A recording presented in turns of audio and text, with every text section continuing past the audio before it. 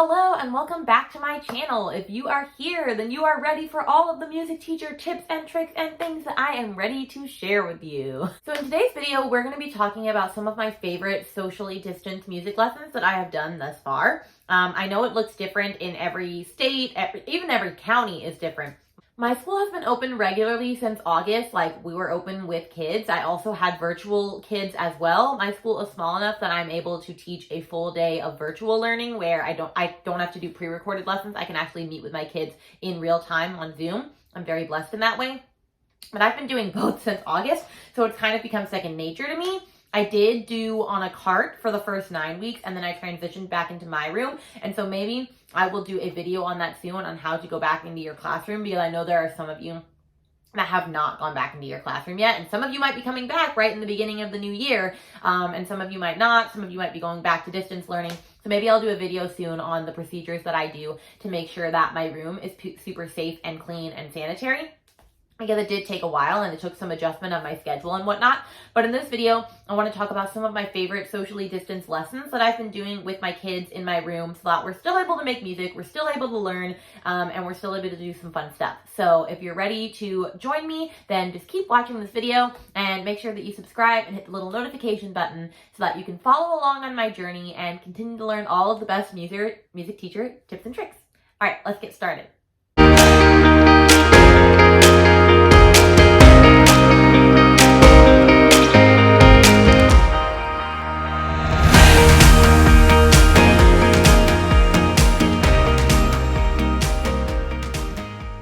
So a lot of my lessons have become not as much instrument based because it's really hard to get to sanitize instruments when you only have 5 to 10 minutes in between classes, and there are some instruments that you can't actually sanitize because you can only sanitize non-porous things, because the wood things, as I discovered after ruining a pair of rhythm sticks, they disintegrate just like that.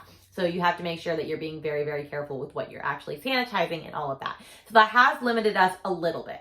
I've been spending a lot of time. This year is more of a catch-up year. I am just trying to catch up the kids to what they should have learned at the end of last year, and I'm not really introducing new concepts this year unless I absolutely have to, because it's just too much. It's just going to be too much for the kids.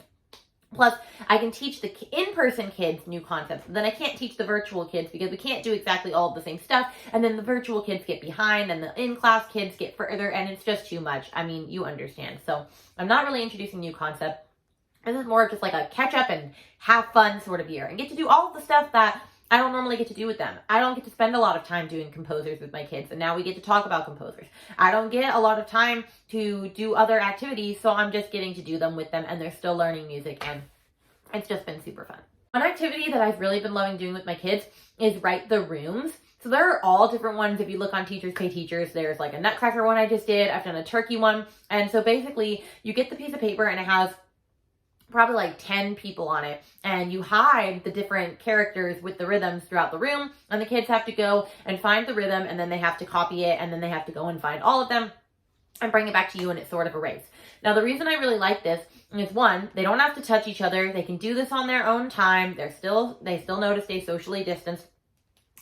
Two, it's helping them practice notating their rhythms, which my kids are not very good at drawing rhythms. This has made them become so much better, because I don't know if your kids do this too, but they don't color in the notes. And I say, if you don't color in the notes, that's not how it works. And they don't add the bar line, like the second line for 16th notes.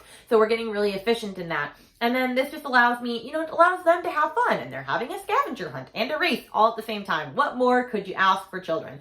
So I highly recommend doing some Write the Rooms if you haven't been doing those. Those are a really great and quick and easy assessment that you can do for your kids. Another activity that I really love doing with my kids, and you might think I'm crazy for doing this, but I absolutely love it, is doing tennis ball rhythm play-alongs with my kids. I know, you're thinking, letting them have tennis balls in my classroom, that probably goes crazy. And it did the first year, and I have very enforced rules that I'm going to share with you right now, or else they don't get to use a tennis ball. And I'm extremely stern on these rules. Like, for example, they're not allowed to be tossing the ball, catching the ball, doing anything with the ball until I say they are allowed to. Once I hand them the ball, it has to stay in their hands. And if they start messing with it, I will take it and I will not give it back. And my kids know that, so they don't do that anymore. In fact, they have death eyes at each other when they see one of the students about to do it, because they know they're going to get their tennis ball taken away and it goes into the tennis ball graveyard. Just like I have a recorder graveyard. When I take the heads off of the recorders, if they're playing while I'm talking, it gets to sit in the little graveyard, and it's very sad, and they're very sad about it, and everybody's just sad about it because no one wants to be in the graveyard. So I make sure to enforce that rule. I also make sure to show them the correct ways to use the tennis balls, and those are the only ways that I say. If I see them throwing it in my room, or doing anything crazy like that, or purposely dropping it all of the time so that it rolls out of control and they have to constantly chase after it, they know that they're going to get it taken from me. The only reason that kids misbehave is because you're not setting the expectations for them. You're allowing them to get away with stuff. Kids will always try to see how much they can get away with. That's okay with you. So if you don't give them any leeway, they're not going to do it. So I don't have those problems. Now, the tennis ball rhythm activities that I do with my kids, they really, really love. I will link a couple of my favorites down below. But there's really great different ways you can use it. Like, you can toss the tennis ball back and forth. You can bounce it. You can do it really fast. You can do it really high in the air. And so we use them for all different types of activities. This is another really great rhythm one. I've also used it for meter. It's really awesome for meter as well. So I don't have a tennis ball in here. Let me grab something else. So I've used it before with my kids for meter. In fact, this is actually probably one of my favorite lessons, but you can use it for different things. So for example, for a meter of 2, we would just bounce it back and forth like this. 1, 2, 1, 2, 1, 2, which you can also teach strong and weak beats, because I tell them that the strong beat is when it is hitting the floor and the weak beat is when you are catching it. So that's for a meter of 2. And I will typically put on a song that's in 2 meter. I think I use Yankee Doodle for this, and they'll just practice keeping the beat in meter of 2 to Yankee Doodle. Then we'll do it in meter of 3, which that one's a little tricky for them because it's going to go bounce, catch, pass, bounce, catch, pass, bounce, catch, pass, bounce, catch, pass, so that they're switching hands back and forth. And that one I use a waltz. I think I use the Harry Potter waltz, so they're just going 1, 2, 3, 1, 2, 3, 1, 2, 3, 1, 2, 3, and they really love that. And it helps them get into the feel of 3-4. And then finally, it's a 4-4 meter. It's just bounce, catch, pass, pass. Bounce, catch, pass, pass. And you can use any 4-4 meter song. Basically, any song in the world is 4-4 meter. And so they just practice going 1, 2, 3, 4. 1, 2, 3, 4. Back and forth. And then finally, the last one. I can't remember where I got this, but we have a competition. It's in 4-4, basically, but it's called I've Got a Hat, I think. I'll link it down below. The song sometimes goes slow, sometimes goes fast, and so the kids have to be able to keep the steady beat the whole time. And of course, when it gets faster, they have to get lower to the ground, and they're going back and forth. But if they drop the ball at all, it rolls away from them, they mess up the beat, and they're going too slow or too fast, they are out until there is one kid left. And they love this game so much. This is a really great one that you can do socially distanced because they have their own tennis ball. You can easily sanitize those later on, and it's really great for the classroom. So let me know if you try it. I think you'll really, really enjoy it. Another really great socially distanced one that my kids absolutely love, especially around this time of year for winter, is sock skating or paper plate skating. I use paper plate skating in my room because I have carpeted floors. If you have tile, you could just use socks, but not every kid wears socks.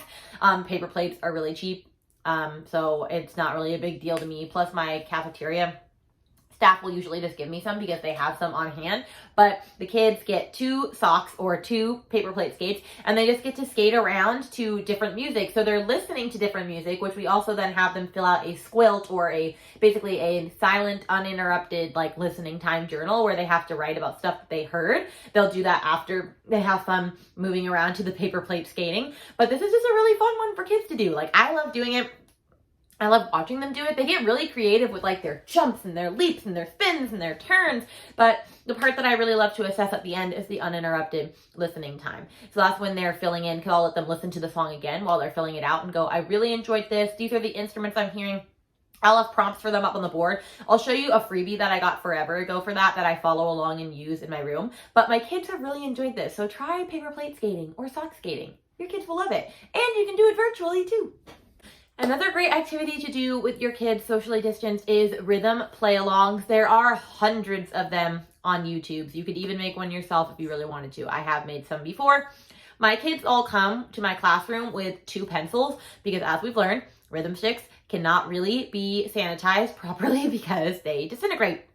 And also I want to use baby wipes for each one, but that's not even completely sanitary and it's just too difficult to do. So my kids all come with 2 pencils and they always leave them by their sit spots when we're like in different parts of our room.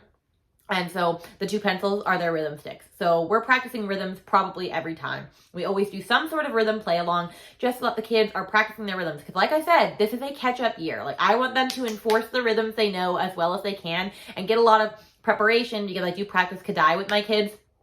Get a lot of preparation for the next rhythm that they're going to learn anyway, but I'm not going to actually introduce it until the next year, unless I feel like 100% certain that I want to incorporate it. But I will link like a couple of my favorite ones down below that I've been using for rhythm play-alongs. There's some really great YouTube channels on here, like Music Play, I believe is no, that's not what it's called. Musication. That is my favorite one. Oh my gosh, I love it so much. And the kids love when there's a new one because you can use it for boom whackers, you can use it for pitched percussion. So I will definitely link that down below. But those are some really great things that you can do with your kids that are fairly socially distanced. So, of course, there's always fun movement ones you can do with your kids where you play the drum and they have to move around to different beats. Like you could do where you're hitting the drum and they have to follow the beat for 2 beat, 3 beat, 4 beat, for whole notes, for half notes, for quarter notes. I definitely do that with my kids.